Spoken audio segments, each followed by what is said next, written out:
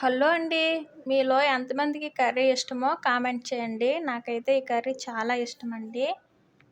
దీన్ని ఇప్పుడు ఎలా ప్రిపేర్ చేయాలో చూద్దాం రండి. ఓ పెద్ద ఆనియన్, 4, 5 పచ్చిమిర్చి, పెద్ద టొమాటోలను 2 తీసేసుకొని గుండగా తురుముకొని పక్కన పెట్టుకోవాలి. అలాగే బీరకాయ ముక్కలను కూడా కట్ చేసి పక్కన పెట్టుకోవాలి. ప్యాన్ తీసేసుకొని 1½ టేబుల్ స్పూన్ ఆయిల్ వేసి బాగా క్లీన్ చేసిన రొయ్యలను వేసి రొయ్యల నుంచి వాటరు అంతా పోయేంత వరకు బాగా ఫ్రై చేసుకోవాలండి. ఇలా ఫ్రై అయిన రొయ్యలను పక్కన తీసి పెట్టుకోవాలి.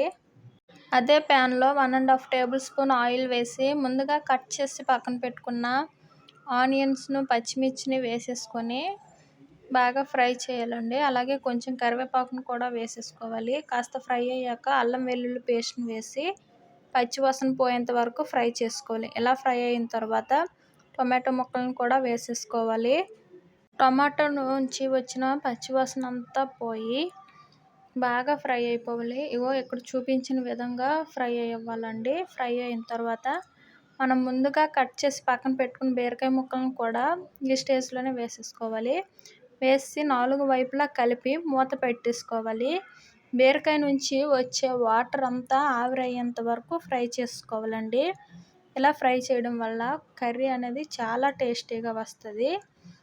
ఇందులో ఇప్పుడు 1/2 టేబుల్ స్పూన్ పసుపు, 1/2 టేబుల్ స్పూన్ కారం, టేస్ట్కి సరిపడా ఉప్పు, అలాగే 1/2 table spoon garam masala, 1/2 table spoon ధనియా పౌడర్ని కూడా వేసేసుకోవాలి. వేసి 4 వైపులా కలిపి మూత పెట్టాలండి. మూత పెట్టి 3-4 నిమిషాలు బాగా కుక్ అయిన తర్వాత ఫ్రై చేసి పక్కన పెట్టుకున్న రొయ్యలను కూడా వేసేసుకోవాలి.